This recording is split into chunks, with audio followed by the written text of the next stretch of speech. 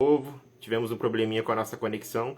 Hoje a entrevista é com o secretário de Saúde do Espírito Santo, Nésio Fernandes, que também preside o CONAS, o Conselho Nacional dos Secretários de Saúde.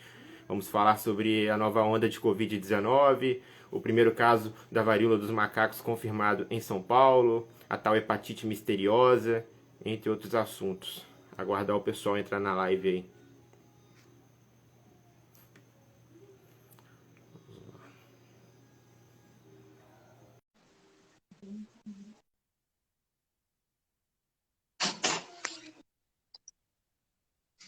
Boa noite. Boa noite novamente, Tainá.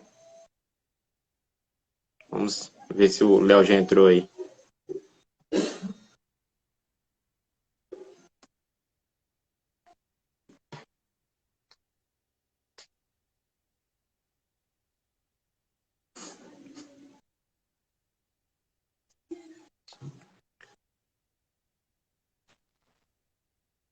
Oi, Léo.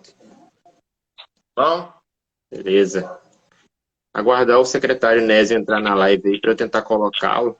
O chat havia travado para mim, eu não conseguia clicar aqui para poder abrir e enviar a solicitação. tá, vamos ver aí.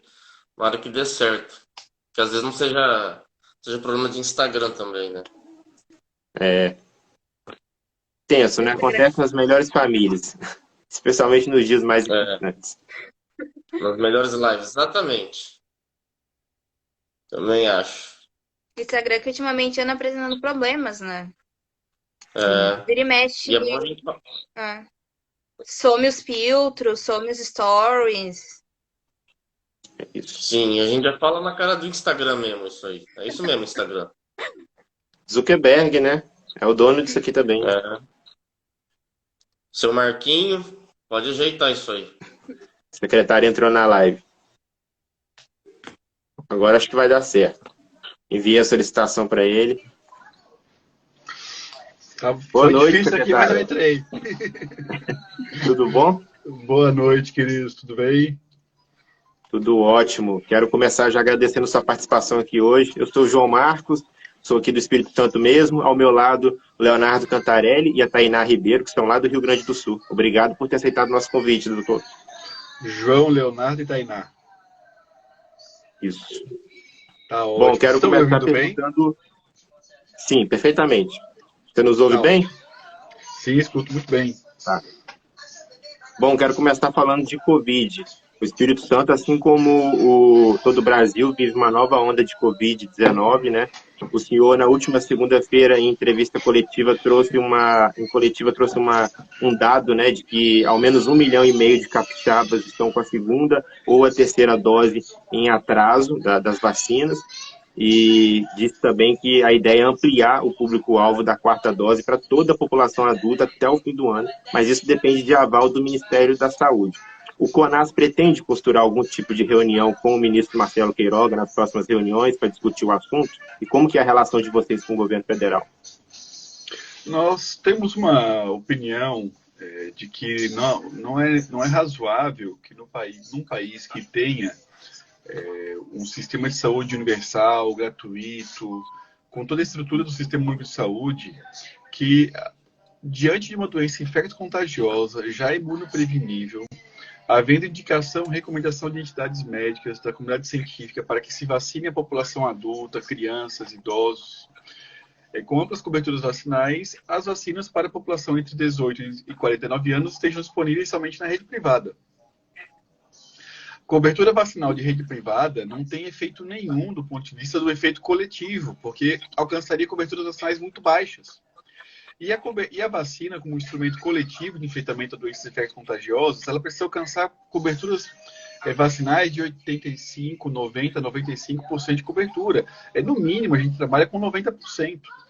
Então, você ter uma seletividade diante de uma doença que já tirou a vida de quase 700 mil brasileiros, para poder somente focar em grupos de risco, não seria razoável, ainda mais no contexto de que podemos ter novas gerações de vacinas sendo desenvolvidas nos próximos períodos e termos no Brasil duas fábricas de vacinas de muita qualidade, com muita segurança, que é tanto o Butantan quanto a própria Fiocruz, que produz a vacina da AstraZeneca. A nossa relação com o Ministério da Saúde é uma relação institucional muito qualificada do ponto de vista da relação e dos subsídios técnicos. Nós conseguimos nas câmaras técnicas, na tripartite, nos diversos espaços que participamos com o Ministério da Saúde, propor, apresentar medidas para as políticas públicas, e inclusive alertar a respeito dos cenários. Recentemente, quando o Ministério da Saúde decidiu encerrar o estado de emergência, nós alertamos há 60 dias atrás que era necessário pelo menos 90 dias, porque era necessário consolidar por um período maior de tempo aquele período de estabilidade e tendência de queda de casos. E a avaliação do CONAS, que apontou o risco de termos uma nova onda, estava correta. Nós estamos, neste momento, em diversos estados do Brasil, vivendo uma nova expansão da curva de casos. E que, neste momento, ainda não impacta de maneira muito forte o número de óbitos e internações, porque os casos dessa semana internam nos próximos 15, 20 dias, que evoluem a óbito depois de 1, 2 semanas, e aí o reporte de óbitos ele é tardio. Então, se eu ficar esperando ter no meio da onda muitos óbitos para poder tomar uma decisão, os óbitos vão acontecer e eu vou reconhecer só depois. Oi, meu amor. Já aconteceu. Só um minutinho aqui, gente. Tô com a Anitta aqui comigo, tá? Tranquilo. Aqui, Anitta. Home office, vai lá. mesmo. Deu. Manda Oi. beijo. Estão te mandando beijo. Senta lá no sofá, na caminha lá, meu amor. Vai lá. Então, nós alertamos, né? E agora estamos vivendo uma nova fase. E que ela terá repercussão em óbitos. Ela terá repercussão em internações. O que pode mitigar tanto o teto da curva, o uso de máscaras intensivo pela população, correr para se vacinar, a gente garantir isolar os casos ativos para romper a cadeia de transmissão e também amplamente disponibilizar aos hospitais os medicamentos já incorporados. Que temos que é indicado para pacientes já hospitalizados em enfermarias, que fazem uso de oxigênio, para ventilação não invasiva. E temos outro que é para pacientes com quadros leves, não hospitalizados. Um é o Paxlovid da Pfizer e outro é o Baricitinib, que já foi comprado em pequena quantidade pelo Ministério da Saúde, que também distribuiu em pequenas quantidades aos estados. Mas que nós, neste momento, estamos solicitando ao Ministério da Saúde que amplie a oferta do Baricitinib, porque ele pode reduzir o impacto tanto de tempo de permanência no hospital, quanto também dos óbitos dos pacientes graves. E o caso do Paxlovid, se for incorporado, a gente pode distribuir a atenção básica para que a população idosa com comorbidade possa tratar ainda com quadro leve, evitando a hospitalização. Então, associar testes, máscaras, isolamento, rastreamento de contato com tratamento de medicamentos específicos é um conjunto de medidas do ponto de vista de saúde que elas podem reduzir o impacto em internações e óbitos. No entanto, se nós não incorporarmos massivamente esses medicamentos, vamos ter sim um impacto maior em óbitos e hospitalizações. Perfeito. Estou falando Léo? muito rápido? Não, deu para entender. Não, tá tranquilo. Vai lá, Léo. Boa noite, secretário. Prazer falar contigo. Você também, eu queria pegar gancho no que o João estava falando sobre o CONAS, que é o Conselho Nacional de Secretaria de Saúde, que você é o presidente até 2023, que reúne todas as secretarias de saúde do Brasil, de cada estado. Eu queria saber como é que foi na pandemia essas reuniões, assim, como é que foi essa ajuda, porque a gente sabe que tinha alguns políticos e tal, que às vezes eram mais negacionistas, ou não tinha tanta informação e tal. Como é que foi o desempenho do CONAS nessas reuniões em razão da pandemia no Brasil? O Conselho Nacional de Secretários de Estado da Saúde, ele representa uma das expressões do Sistema Único de Saúde. Nós representamos o conjunto dos gestores estaduais e, por força da Lei Orgânica do SUS, somos a entidade legítima para representar toda a gestão estadual no âmbito do que nós chamamos a tripartite. O Brasil decidiu por um federalismo de cooperação, onde no financiamento do SUS, municípios, estados e a União participam. E aqui no Sistema Único de Saúde não existe quem manda e quem obedece. Aqui nós temos relações interfederativas maduras, republicanas, onde entre os entes reunidos mensalmente naquilo que chamamos da Comissão Intergestora Tripartite, nós apresentamos as políticas públicas ao debate, pactuamos e executamos de maneira conjunta as mesmas. Então, desde de 2011, já a CIT e o próprio CONAS e o CONASEMS estão muito bem regulamentados no âmbito da legislação brasileira. Já tínhamos uma legitimação institucional anterior, ainda vinda dos anos 90, mas que hoje é muito consolidado do ponto de vista legal. E durante a pandemia, durante as insuficiências que tivemos por parte da falta de uma coordenação nacional, de teses negacionistas, antivacinas, que foram legitimadas por importantes lideranças da nação, pelo constrangimento ao qual foi submetido o próprio Ministério da Saúde, impedido de atuar no papel de coordenação, o CONAS e também o CONASEMS, eles se levantaram como expressões de defesa do Sistema Único de Saúde, de que apresentaram análises de cenários consequentes com os riscos que poderiam acontecer a cada momento, e estivemos pautando a agenda com o Ministério da Saúde no que diz respeito à necessidade de fortalecer o SUS. Quando ainda se tratava, por parte de algumas lideranças, a Covid como uma gripezinha, a grande maioria dos estados já estava mobilizada, ampliando o leito, construindo, expandindo a rede de laboratórios.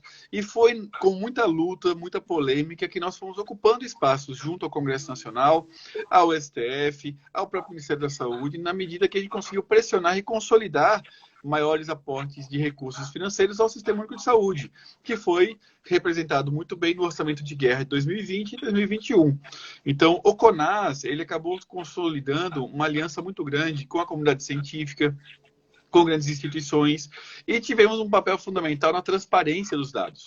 No momento em que existiram insuficiências por parte do Ministério na publicação e divulgação dos dados, o CONAS estruturou todos os estados do Brasil para alimentar o nosso painel Covid-19 e que subsidiou o consórcio de imprensa brasileiro e que diariamente divulgou ao longo da pandemia todos os dados de casos, internações, óbitos, e a gente pôde então contribuir para que o Sistema Único de Saúde tivesse uma marca neste momento de transparência em relação aos dados da Covid-19.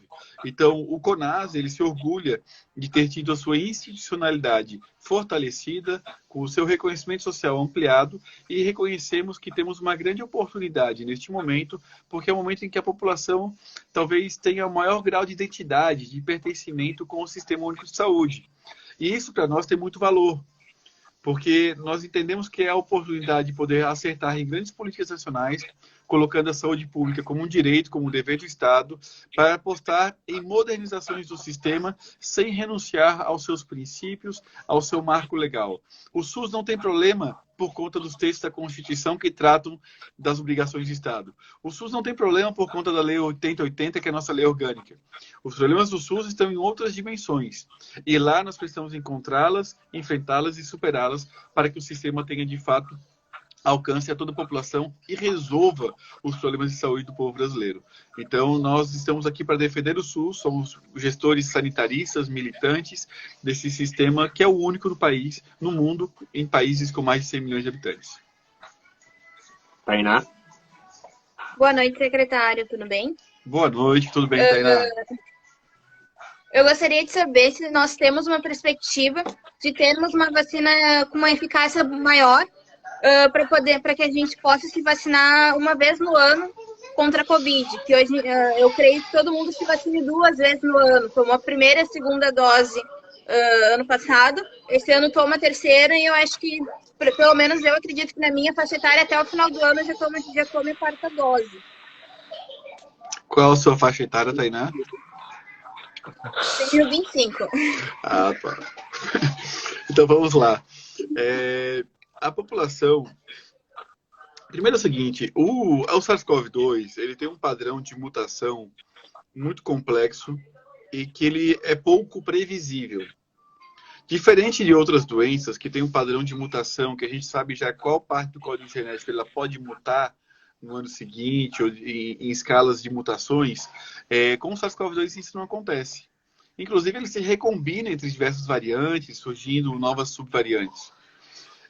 E o tipo de resposta imune que o organismo humano faz em relação ao vírus, ele não gera resposta imune duradoura, muito semelhante àquela que acontece em outras doenças respiratórias. Isso coloca por si só uma dificuldade muito grande, não por conta da vacina, mas pelas características próprias do vírus e de como ele interage com o nosso sistema imunológico. Desenvolver uma vacina que tenha uma eficácia duradoura de 2, 3 anos ou de vida inteira, eu sou muito cético com essa expectativa. Eu acho que é muito mais factível trabalharmos com a ideia de reforços anuais, talvez para alguns grupos 2 vezes ao ano, reconhecendo as características próprias do vírus e das vacinas que são possíveis de serem desenvolvidas, do que termos vacinas que simplesmente apliquem uma vez a cada 2 anos, 3 anos, ou que não apliquemos mais essas vacinas. Então, nós temos uma primeira geração tecnológica que é capaz de, mesmo com a Omicron, reduzir o risco da internação, o risco de óbito, o risco de infecção, mas que ele necessita, por essas características próprias, tanto do vírus, quanto da resposta imune, quanto das vacinas já desenvolvidas, de reforços periódicos. E aí nós temos uma vantagem nesse assunto. Porque as vacinas de vetor viral, que são aquelas que são utilizadas na plataforma tecnológica da Janssen, da AstraZeneca, da Sputnik, são vacinas que tem um custo de produção muito baixo. Então, eu tenho uma vacina produzida no Brasil, que é a AstraZeneca, que tem um custo de quase $3,50, $4. Compara com a Pfizer, que custa 15. Aí, nós fizemos alguns estudos aqui no estado, no Espírito Santo, com o uso da meia dose da AstraZeneca, e nós provamos que 2 meias doses tinham um efeito equivalente a 2 doses inteiras. Agora nós estamos avaliando o uso da terceira dose, do reforço, com a dose ajustada também. Mas o fato concreto é que imagine se a gente consegue atualizar a cepa e utilizar uma dose ajustada. E isso ser ainda o reforço aplicado. O custo para o Estado ele é muito inferior a ter que importar vacinas da China, que custam $10, ou dos países centrais, que custam $15. Então, nós temos uma vantagem tecnológica com uma excelente relação custo-benefício e segurança e que pode permitir ao Brasil, sim, ter a vacina disponível para toda a sociedade. Nós acreditamos que, neste momento, a grande aposta do Ministério da Saúde precisa estar focada na atualização das cepas, no avanço do uso das plataformas tecnológicas e, inclusive, estamos já num processo de transferência de tecnologia das vacinas de mRNA, que ainda está incipiente, mas já iniciou com o Brasil. Então, a perspectiva para os próximos 2 anos ela é muito alvissareira, né? E nós temos certeza que o Sistema Único de Saúde vai sim conseguir, no futuro, responder com maior rapidez, maior qualidade a qualquer pandemia nova. E acho sim que a sua faixa etária de 18 a 30 anos deve ter um novo reforço ainda este ano. Secretário, a varíola dos macacos chegou oficialmente ao Brasil com o primeiro caso confirmado em São Paulo. Em nota, o Ministério da Saúde informa que há ao menos 8 casos em investigação em todo o país. E a OMS diz que existem já 780 infecções com essa nova doença em todo o mundo. No fim do mês passado, a Secretaria de Saúde do Espírito Santo enviou um alerta aos municípios, com dicas de como proceder se houver casos suspeitos. Quais outras medidas preventivas estão sendo tomadas? Primeiro, nós estamos estruturando o Centro de Operações Especiais do Governo do Estado do Espírito Santo, da Secretaria da Saúde. Nós estamos em contato com o Ministério da Saúde, com a própria Organização Pan-Americana de Saúde, com o apoio técnico da OPAS, recompor e qualificar a estrutura do nosso centro de operações e apoiar também os municípios, aqueles que constituam seus COIs. Eu particularmente, tenho uma opinião de que é possível que tenhamos muitos mais casos de varíola símia no Brasil neste momento, porque nós temos uma doença que nas fases pré-sintomáticas ou subclínicas, ou seja, nos primeiros dias, ela se parece muito a outras doenças. E a suspeita e a percepção de risco por parte do próprio paciente e dos profissionais de saúde que vão atender aquele caso, ela precisa estar muito atenta para poder suspeitar. Porque sem suspeita não há diagnóstico. Você não diagnostica a doença que você não suspeita. Então, além disso, nós temos poucos o acesso muito restrito aos testes que confirmam a infecção. E ainda mais centralizados nos grandes centros. Imagine, então, você no interior do Brasil, do Goiás, do Tocantins, do próprio interior do Espírito Santo, de São Paulo, quantos profissionais técnicos temos já preparados com material biológico, com material de coleta, com treinamento técnico, com EPI, para coletar a amostra da varíola, para garantir que ela seja confirmada. Então, assim, o Brasil está meio no escuro ainda no assunto da varíola. Esse é o fato concreto. Então, assim, nós temos nessa semana e na semana que vem treinamentos da rede de LACENS do Brasil inteiro para poder já ter o controle positivo para o diagnóstico e confirmação. Então, a partir dessa próxima quinzena, nós vamos ter uma outra capacidade em todo o país de poder diagnosticar e testar também para a varíola.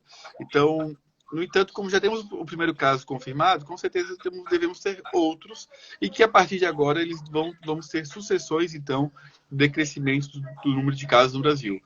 Considerando as características de transmissão da varíola símia, com ela, diferente do que nós tivemos com a Omicron, será possível rastrear e isolar de maneira muito adequada os casos e controlar a doença.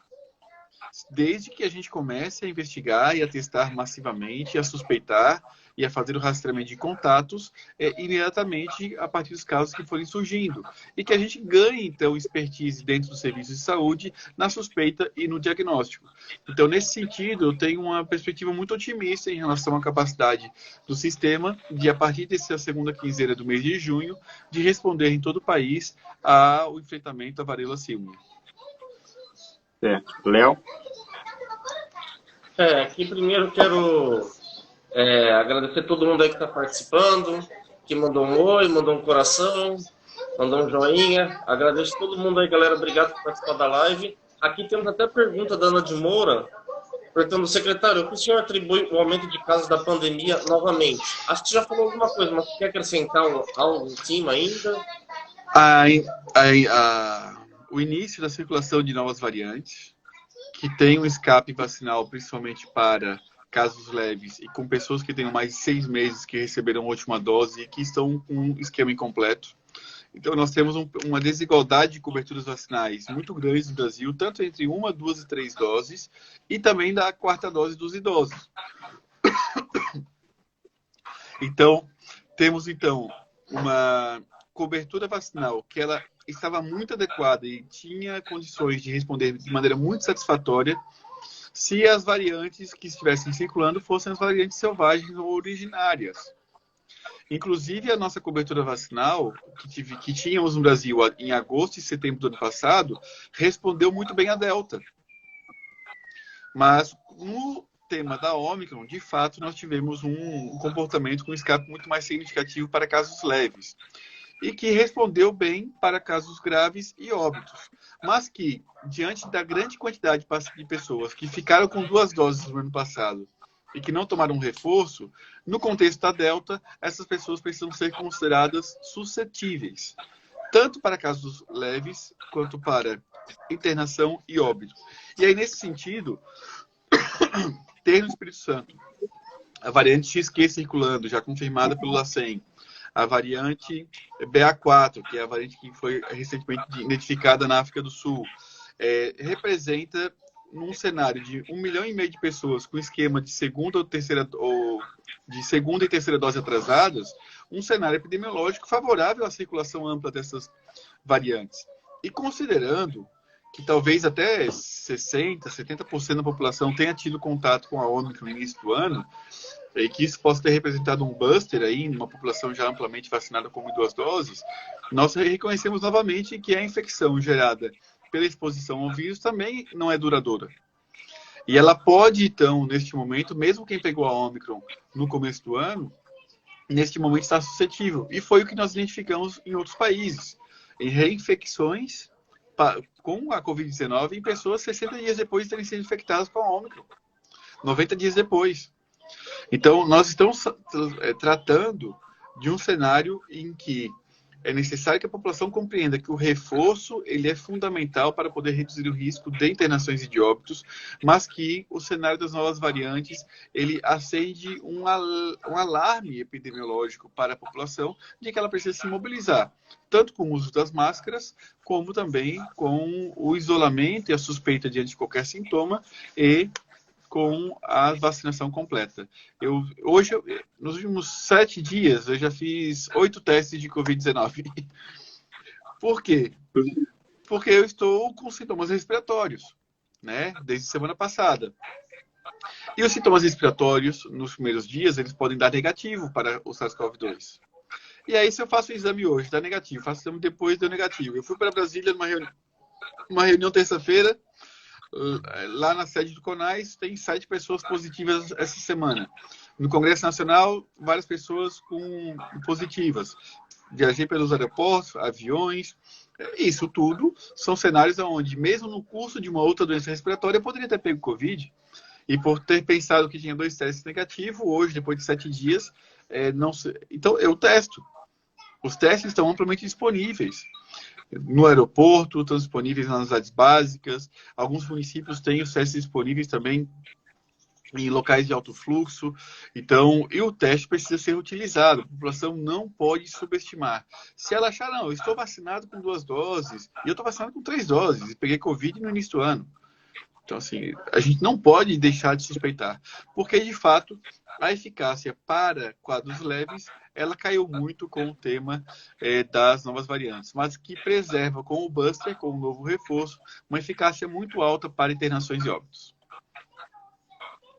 Pois é, abri um parênteses aqui que realmente a coisa tá feia, né? No último domingo, salvo engano, o ex-presidente Lula e a esposa dele, Janja, testaram positivo. Hoje a senadora Simone Tebet, pré-candidata à presidência, também testou positivo. Então, de fato, é uma nova onda de Covid. Léo, quer seguir daí? Mais uma pergunta?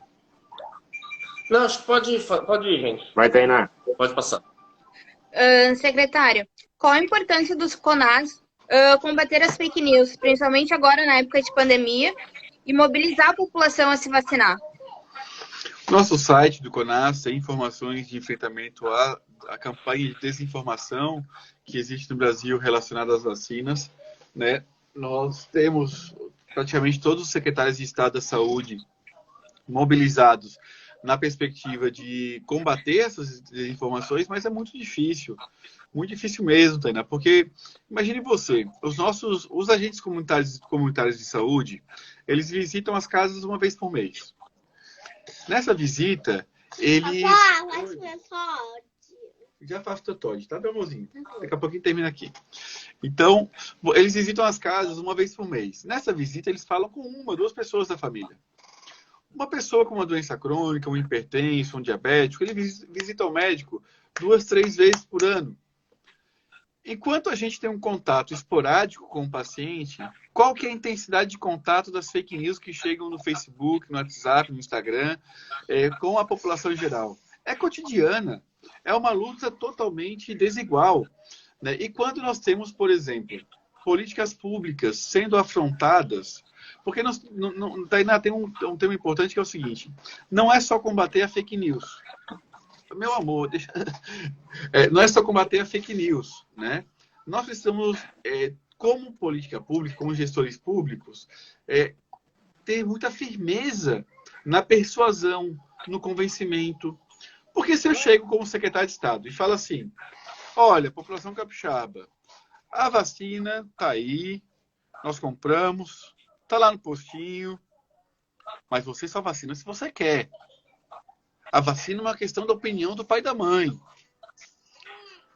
Eu estou dando segurança para o pai e para a mãe? Estou sendo persuasivo?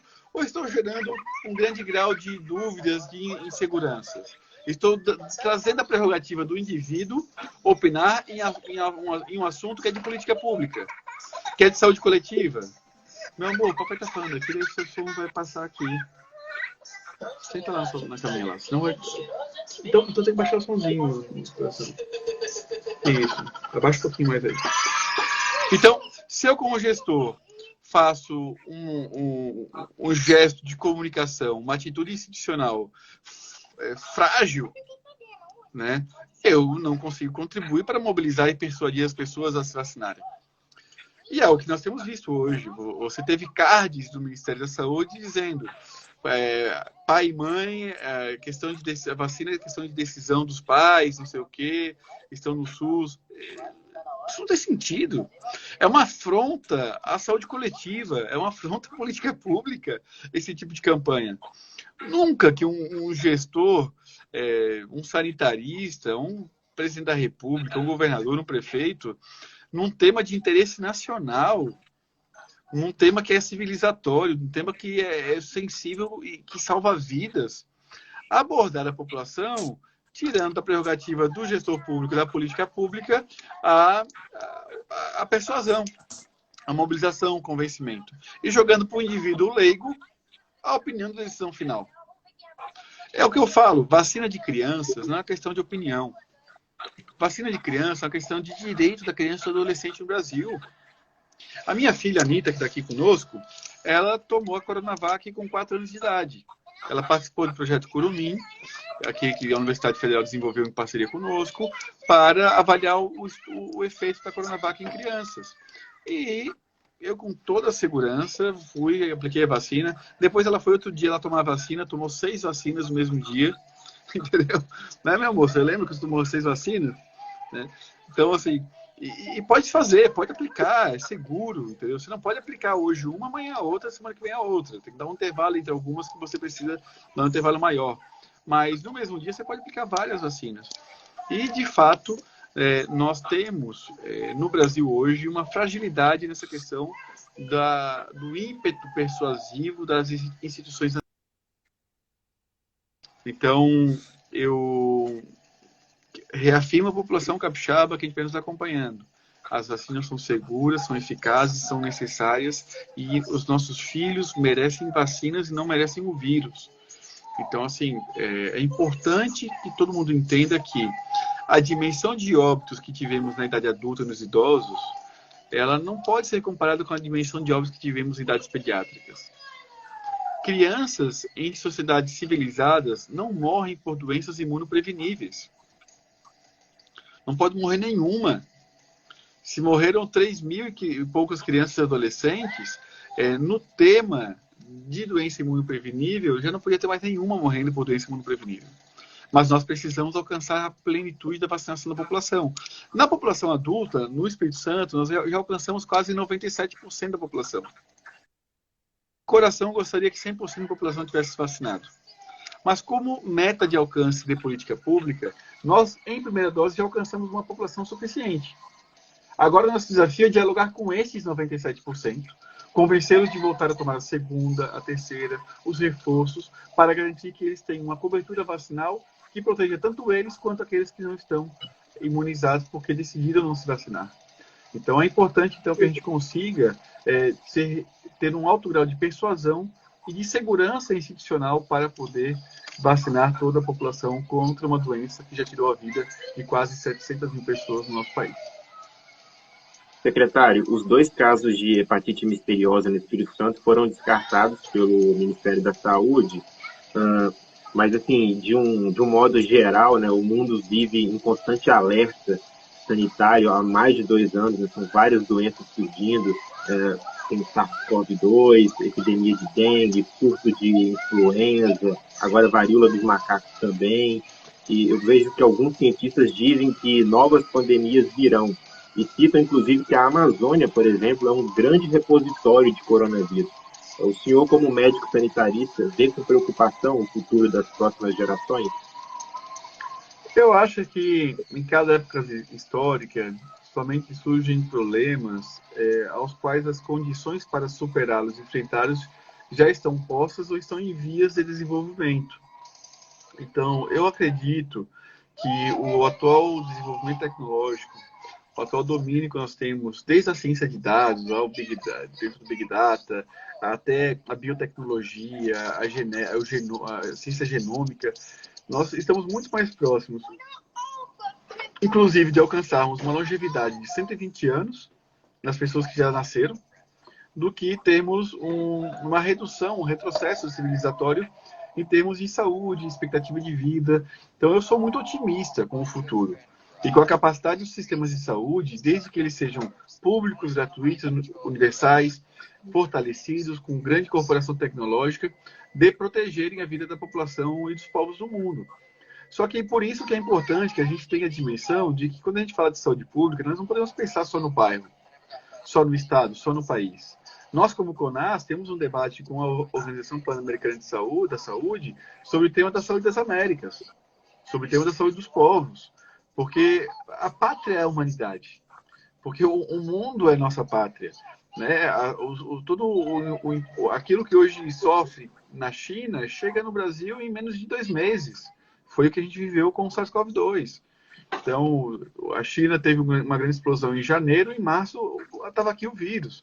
Hoje, com a grande internacionalização da circulação do ser humano, um vírus hoje que está na Europa, na África, ele se espalha por todo o país. Vejam a monkeypox. Então, e acho que nós temos cada vez mais condições de enfrentar. Mas, para isso, nós precisamos ter governos, é necessário termos líderes que não neguem os riscos e que não neguem as doenças. E que apostem na perspectiva da ciência, da tecnologia, e que liderem a população como um todo, que não governem somente para um cercado, somente para uma parcela da população. Nós precisamos ter líderes e gestores que tenham consequência e que adotem políticas públicas baseadas em evidências, nas opiniões científicas, de acordo com as evidências disponíveis a cada momento. Porque a ciência é isso, né? As verdades científicas são históricas, né? E elas vão se atualizando. Então, eu acredito que a gente tem condições, sim, de no futuro enfrentar cada vez melhor as novas pandemias que possam surgir. Certo. Léo? Aqui, seguir com o pessoal dos comentários aqui, agradecer bastante a participação da galera. Muita gente falando que está levando os filhos para vacinar aqui.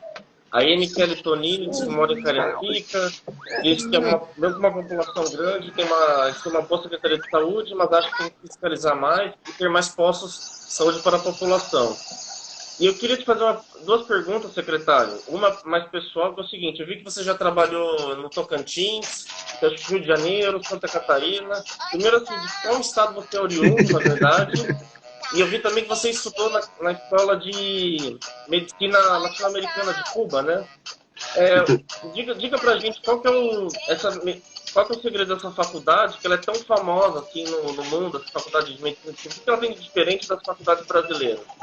Então, eu sou catarinense, né, de família, de nascimento. Eu nasci em Tubarão, no sul de Santa Catarina, cresci até os 10 anos na Serra Catarinense, no município de colonização alemã, de 3 mil habitantes, né? São Bonifácio, o nome, lá perto de quase 100 quilômetros de Florianópolis. E depois acabei indo para Floripa, fui fazer fisioterapia em Tubarão novamente. E depois, aos 24 anos, fui fazer medicina em Cuba, num projeto de solidariedade, num projeto internacionalista, num sonho do comandante Fidel Castro de formar pelo menos 10 mil médicos para a América Latina. A partir dos furacões que atingiram a América Central em 99, e que revelaram uma incapacidade muito grande nos serviços de saúde da América Central, principalmente da Guatemala, de responder àquela catástrofe, o comandante Fidel Castro decidiu transformar uma base militar da Marinha Cubana numa escola de formação de médicos humanistas. E a partir de uma perspectiva de solidariedade internacional, eles criaram uma escola que não formava militantes políticos, mas formava profissionais com uma alta qualidade clínica, no diagnóstico, no cuidado, com muita humanização e com uma sensibilidade humana muito grande. Então, o que nós mais aprendemos em Cuba, durante toda a vivência lá, é o tema da solidariedade, de que a saúde não tem cor, não tem ideologia, e que era necessário que todos os países do mundo tivessem sistemas de saúde universais. Então, a nossa formação, durante todo o período que nós vivemos nessa experiência histórica do socialismo, ela foi uma formação muito diferenciada do ponto de vista da qualidade clínica, de uma boa propedêutica, de uma vivência, de uma formação beira-leito, ao lado do paciente, na atenção básica, nos hospitais, nos centros cirúrgicos, e também de uma formação com conteúdo humanista muito avançado. Então, nós nos consideramos internacionalistas, né? Fazemos um compromisso com a Revolução Cubana de retornar aos nossos países e dedicar nossas vidas à saúde pública. E foi o que eu fiz com opção pessoal. Eu decidi não trabalhar na medicina privada, dedicar toda a minha vida à saúde pública brasileira. E tudo que eu tenho eu devo ao Sistema Único de Saúde. E eu muito me orgulho disso, né? Eu sou de um país que tem mais de 100 milhões de habitantes, e que decidiu ter um sistema com as características do SUS. E aqui eu não preciso vender medicina para poder me realizar como profissional. Né? E a atuação também no âmbito da gestão é uma atuação muito bonita, muito positiva, cheia de potências. Porque, na verdade, a medicina social é como fazer política em larga escala, né? Então, assim, nós estamos decidindo e cuidando de sociedades inteiras, de coletividades inteiras. E nós estamos fazendo isso, cuidando das pessoas. Então, na verdade, a política, é como fazer medicina em larga escala. Né? É isso que a gente faz hoje na gestão pública. E aí eu tive a oportunidade de ir para o Tocantins, de viver uma experiência extraordinária com um prefeito colombiano, que foi eleito prefeito lá da cidade de Palmas. Durante aquele período, nós criamos uma escola de saúde pública, um programa de financiamento de formação de recursos humanos, de pesquisa, de ciência e tecnologia. Criamos a Escola de Saúde Pública de Palmas, a Fundação Escola de Saúde Pública, a FESP. Criamos programas de residência, programas de extensão, criamos consultório na rua, fomos para 100% de cobertura de saúde da família, zeramos a fila em mais de 15 especialidades médicas a partir de novas metodologias e formas de organização da atenção especializada. E avançamos com uma condição de que a saúde e Palmas, junto com a educação, foram os motivos até da reeleição do prefeito na época. E foi uma experiência muito bonita. Eu morava num bairro de classe média alta, na quadra 507 Sul, lá em Palmas, e os meus vizinhos usavam a UPA do SUS, usavam a unidade básica de saúde. Em muitas ocasiões, no grupo da quadra, diz, estou aqui no tal serviço do plano, estou esperando há 1 hora para ser atendido. O vizinho respondia, não, vai lá na UPA Norte que é muito rápido. Então, assim, foi uma experiência muito bonita do uso, né, do Sistema Único de Saúde até pela classe média. E aí, depois daquela experiência, o governador Renato Casagrande me convidou para fazer uma consultoria aqui no Estado, no período de transição da eleição até a posse. E aí, ao apresentar o resultado da consultoria, apresentei algumas diretrizes para a saúde pública do Estado, e ele então me convidou para ser o secretário de saúde aqui do Estado do Espírito Santo, sem indicação partidária, política ideológica, uma escolha muito técnica e feita com muita responsabilidade política. Então, e aí eu consegui, sob a liderança dele, que é um ser humano extraordinário, Renato Casagrande, confesso a vocês que eu tive 2 grandes sortes na vida. Eu tive 2 grandes chefes. O Carlos Amassa, lá em Palmas, que foi um prefeito extraordinário, que dava um alto grau de autonomia, apostava na inovação, corajoso. E aqui no Espírito Santo, o Renato Casagrande, que é um ser humano extremamente sensível, competente, experiente, sabido, né, dos temas da gestão, da política, e que todo o tempo acompanhou de perto. Você pode sentar com o Casagrande hoje e discutir toda a carteira estratégica da saúde que ele domina. Ele sabe o que a gente defende para atenção básica, para atenção especializada, para vigilância. Ele sabe qual que é os principais temas do debate da reforma hospitalar que nós fizemos aqui no Estado. Então, assim, é um gestor muito arrojado e com muita pressa, muito ansioso. Então, ele imprime um ritmo no time dele de gestão que é impressionante. E eu cheguei aqui no Espírito Santo com 36 anos. O secretário de Educação tinha 36 também. O secretário da Fazenda acho que tinha 35, 34. A secretária de Direitos Humanos tinha 38 na época. Um time de vários gestores, secretários de Estado, muito jovens, e que estavam num momento de muita criatividade, de muita entrega, né, das suas vidas, da sua capacidade profissional. Eu acho que daí Casagrande conseguiu imprimir a sua capacidade de liderança, um projeto muito desenvolvimentista, focado em resultados, em entregas para a população capixaba, e que ele inspira todo o time que ele lidera. Então, e aí eu consegui, como médico sanitarista, poder então participar deste momento aqui no Estado, no enfrentamento à pandemia, e poder hoje caminhar nas ruas e, quando sou reconhecido pelas pessoas, receber muito carinho, muito reconhecimento, né? E isso é muito bonito, né? Isso nos realiza porque nós fizemos tudo o que foi possível que estava ao nosso alcance. Talvez não conseguimos fazer tudo, né? Mas tudo aquilo que era possível, que estava ao nosso alcance, com um esforço máximo, né, o nosso governo, sob a liderança de Renato, conseguiu imprimir a isso. E aí eu sou isso. Hoje eu sou do Brasil, sou capixaba hoje, né, de opção, de poder estar aqui com o povo capixaba, servindo junto com o governo de Casagrande. E tenho toda a nossa família aqui também já. Minha mãe veio para cá, minha sogra, todo mundo. A Anitta. É isso. Tainá? As minhas amiguinhas só vinham ontem. O que houve? Minhas, não vim ontem. Ah, tá bom. Tainá? E mora aqui em Caracica, tá? Cariacica. Mora em Cariacica, aqui em Campo Grande. Secretária, o senhor não acha que investir em propagandas públicas, comerciais de TV, cartazes, não seria uma grande ajuda ao combate às fake news? Por exemplo, usar o Zé Gotinha para influenciar os pais a vacinarem as crianças, não só contra a Covid, mas hoje em dia o Brasil corre o grande risco de doenças que foram erradicadas voltarem, porque não estão vacinando sobre varíola, sarampo. Sem dúvida, Tainá. Nós, inclusive, estamos na última CIT, lançamos o desafio de criar uma grande aliança nacional pela vacinação. Estamos, neste momento, tratando de juntar diversos atores nacionais para criar um grande consórcio pela vacinação e de campanhas de combate à desinformação. E também temos uma proposição de focar não só na vacinação contra a Covid, mas também na vacinação com as outras vacinas, que perdemos muitas as coberturas a partir do ano de 2012, principalmente.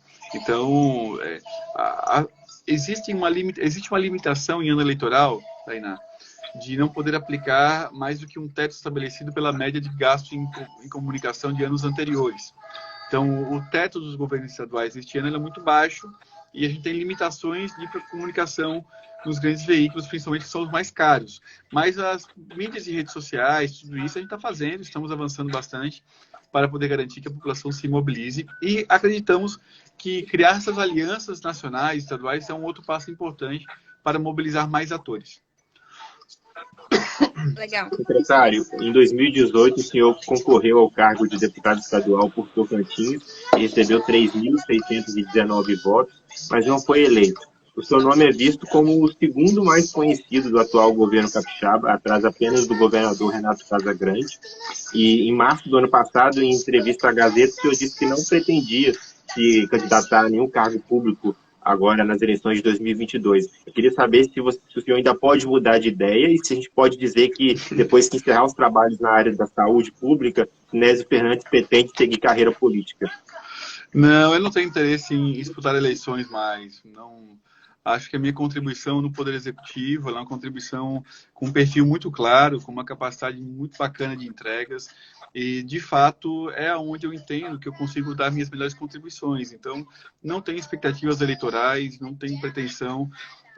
Eu sou muito novo aqui no Espírito Santo, passei pelo Tocantins. As pessoas, para serem candidatas, elas precisam ser daquela região, ter amigos que jogaram futebol com ela, ter redes de relações em bairros e participar de uma dinâmica que eu decidi não participar dela. Agora, eu vou disputar as eleições participando do projeto que o meu governador disputa. Sob a liderança dele, vamos dedicar todos os esforços, porque nós acreditamos no projeto que a gente representa. No projeto liderado pelo Renato, num projeto de Estado desenvolvido com direitos sociais, com justiça social, e acreditamos que nós representamos um grupo muito progressista que disputa a hegemonia da política brasileira.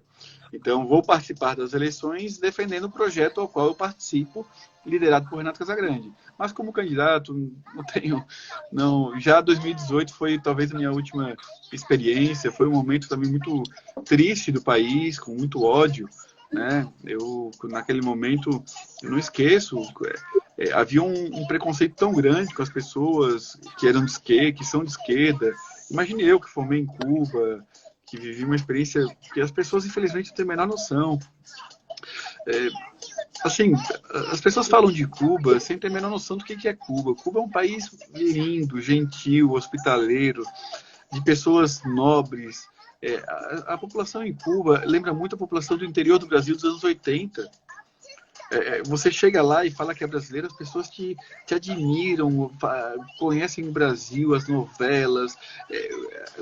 Cuba e o povo cubano não mereciam o grau de preconceito infundado que existe contra tanto a pátria deles, que eles tanto amam, que são um povo muito patriota, como também com o próprio sistema, as escolhas que aquele povo fez ao longo da história deles. Mas, no entanto, em 2018, ser uma pessoa formada em Cuba, ser uma pessoa de esquerda, do Partido Comunista, me fez reunir um conjunto muito grande, talvez, de estereótipos, de ódio, que predominaram naquelas eleições, né?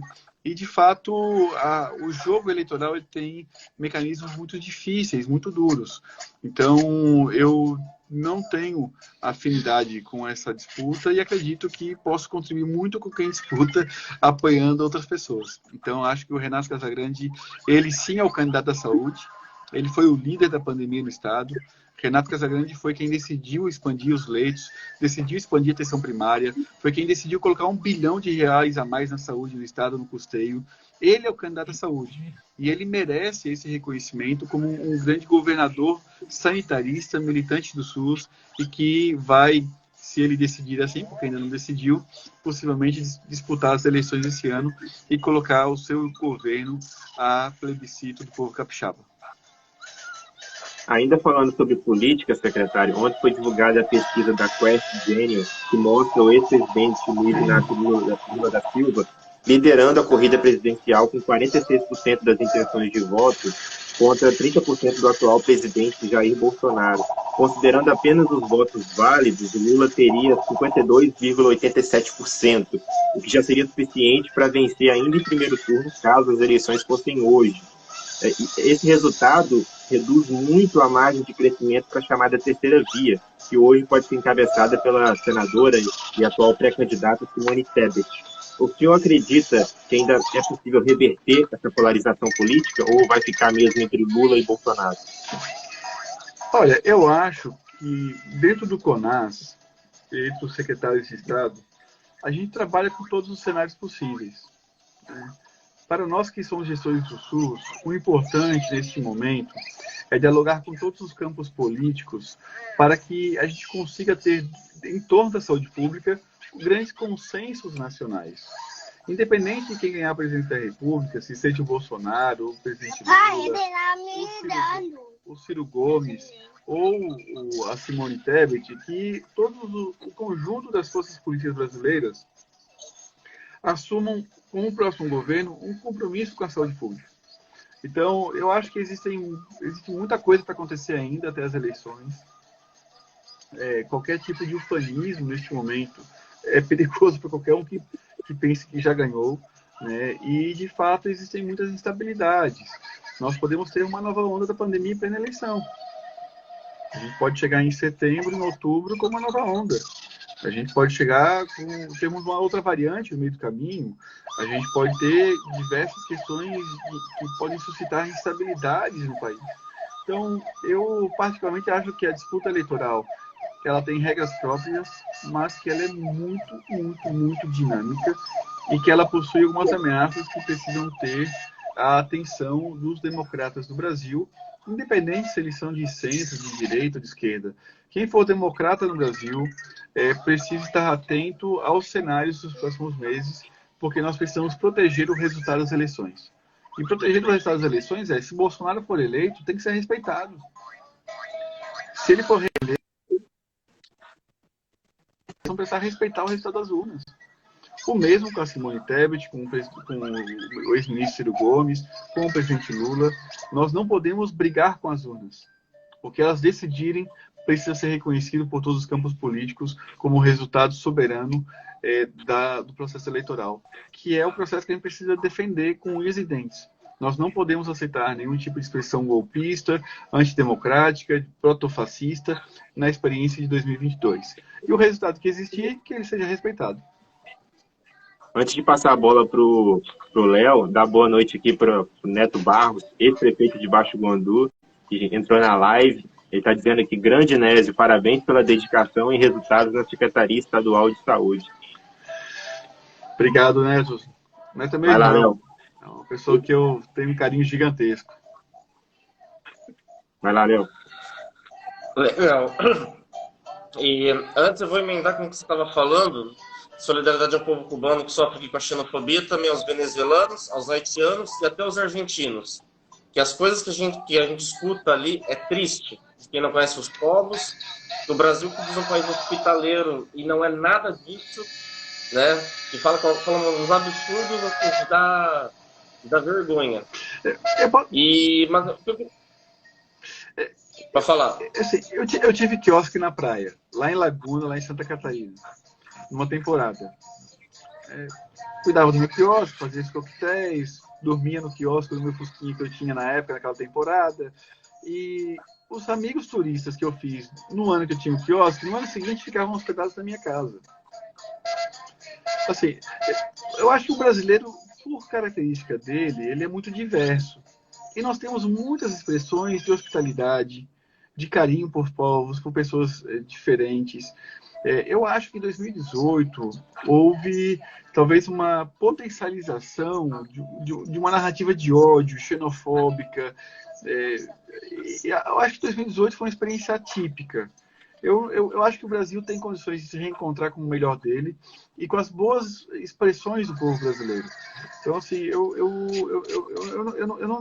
não generalizo nenhuma das dimensões, mas eu acho que entre todas que existem, nós temos uma expressão muito bonita, muito colorida, muito alegre, muito solidária com a expressão de povo. Se temos setores da elite que são soberbos, arrogantes, xenofóbicos, e parte dos setores populares entram nessa, é um tema da disputa cultural, né? Mas eu acho que, por características gerais, o brasileiro é muito particular no mundo, sabe? Uhum. Entendo. Não, só o que eu queria falar também é perguntar outra coisa seguinte. Ano passado nós tivemos a CPI da pandemia. Eu queria saber o seguinte: o que você achou da CPI da pandemia? O que você achou do que aconteceu? Qual a sua avaliação? O sinal do secretário deu uma pequena travada. Secretário, o senhor nos ouve bem? O sinal daí caiu. Enquanto isso, Léo, temos comentários aí, né? Temos.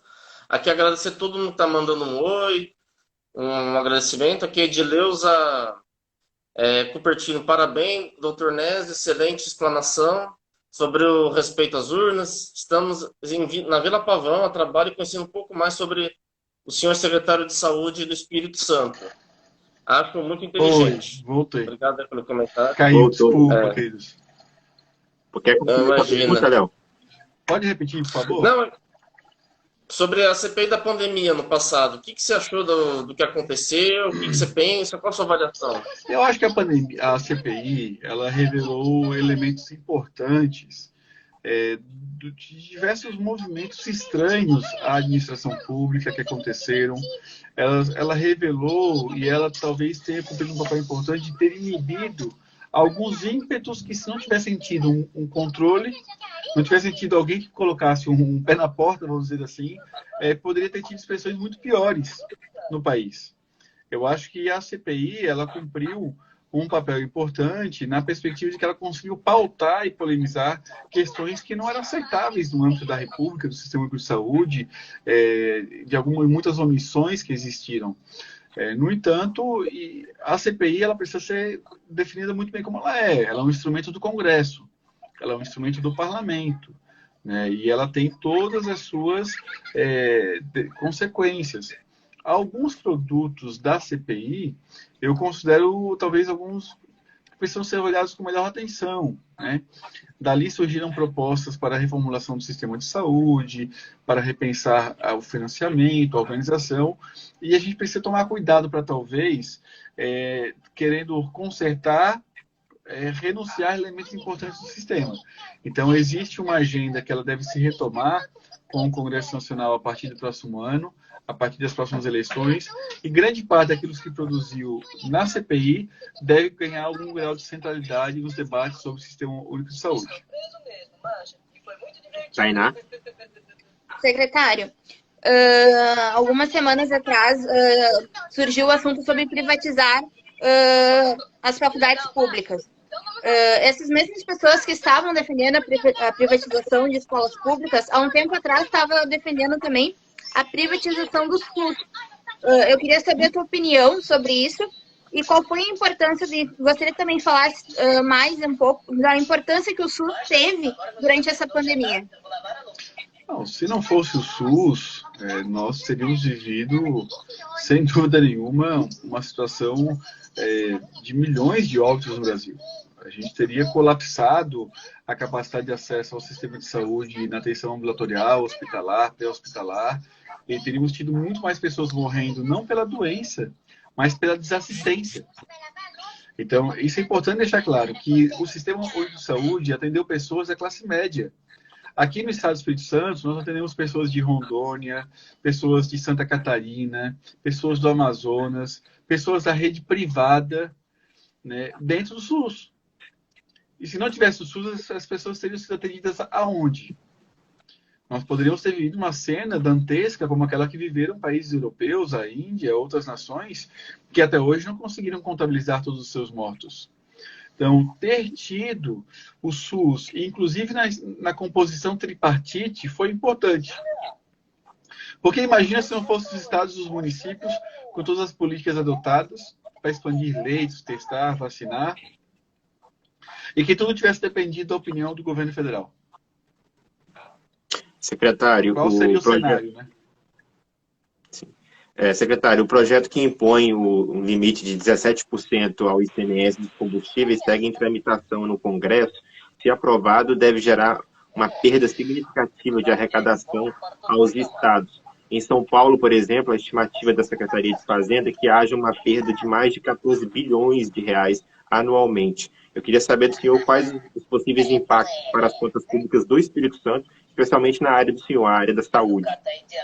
Então, nós temos recursos vinculados, né, de 12% e 15% para os municípios, e dentro do ICMS, um percentual que vem para o Estado e outro para os municípios. E aí, junto com o CONFAS, o CONAS tem feito esse debate nacionalmente. Na próxima terça-feira, estaremos presentes no Congresso Nacional debatendo esse tema, porque não é possível que as semanas de findar o prazo para grandes decisões, em pleno período eleitoral, o desespero e a incapacidade de retomar o rumo do crescimento econômico do país e de interferir na raiz do problema do preço dos combustíveis, o governo federal queira apresentar uma solução que mais tem um conteúdo eleitoral e que gera um impacto fiscal tanto para a União quanto para estados e municípios. Então, nos termos propostos, nós vemos como um grande risco para a sustentabilidade das políticas públicas. E lembrando que o orçamento de guerra não teve esse ano.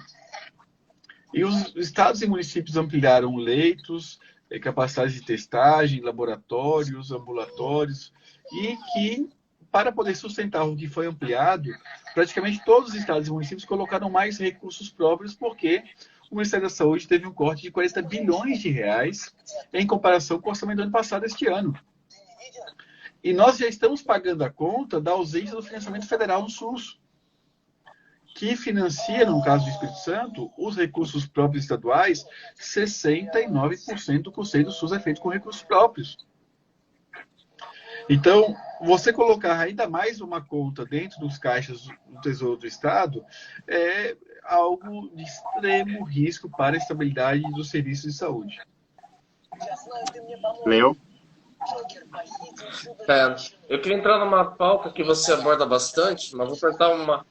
Não necessariamente isso, que é o seguinte, você aborda muito a questão do aborto, né, no Brasil. Debater aborto no Brasil é muito complicado, porque aquele assunto que gera gritaria. Você não consegue debater, né? As pessoas já saem gritando, bufando. Mais ou menos como a eutanásia, mas vamos ficar no aborto. Existe um modo de debater aborto que não seja gritaria, que as pessoas não fiquem tão exaltadas? E por que as pessoas exaltam tanto, né? Léo, eu sou evangélico, né? Eu aceitei Jesus com 14 anos, me converti, sou batizado na Igreja Batista. E desde cedo, quando me converti, eu consegui ter um discipulado, uma formação na igreja, com pastores progressistas, com pastores que conseguiam dar na minha formação um debate que não era fundamentalista e que conseguia debater assuntos de maneira melhor contextualizada. Então, hoje eu tenho muito claro que o tema do aborto legal, do aborto nas condições de estupro, nas questões de risco de vida para a mãe, com anencefalia, são condições que precisam ser respeitadas e são da natureza da vítima, são da natureza da mulher que foi violentada, que ela não pode ser penalizada ou condenada ou julgada pelos fatos da experiência de violência a qual ela foi submetida. O aborto é uma questão de saúde pública e que enquanto a gente estiver com esses tabus, acontece que as meninas pobres, negras, da periferia, vão continuar fazendo o aborto em condições de risco para a vida delas e as meninas de classe média alta, ricas, vão fazer abortos em clínicas muito bem pagas e com segurança. A criminalização não muda nada no que diz respeito ao fenômeno objetivo na sociedade. Então, garantir que a mulher decida, garantir que ela seja respeitada, que o direito à vida dela seja garantido pelo sistema público, é um tema da laicidade do Estado. As minhas concepções religiosas não podem limitar o alcance das políticas de direito. A minha religiosidade vai determinar eu como pessoa, talvez não cometeria, na minha relação com a minha companheira, não faria um aborto por decisão, sem algum tipo de indicação. Mas é uma dimensão da nossa convicção, é uma dimensão da nossa religiosidade. Agora, eu não posso transformar a minha religiosidade como batista, como evangélico, numa imposição de política pública para toda a sociedade. A minha concepção, eu discuto e disputo no âmbito da individualidade. Agora, eu não posso utilizar. Acabou a bateria, meu amor. Eu não posso utilizar a minha prerrogativa de ser uma pessoa religiosa, que acredita na ordenação, que acredita na relação com Cristo, com o Espírito Santo, na palavra de Deus na Bíblia, como uma relação teocrática. Isso seria voltar à Idade Média, né? Nós já separamos o Estado da Igreja há muitos séculos. E é importante, então, proteger as políticas públicas de concepções muito atrasadas. E sempre respeitar o tema da decisão da mulher. Se a mulher, ela decidir, ela precisa decidir sobre o corpo dela. E ela vai responder.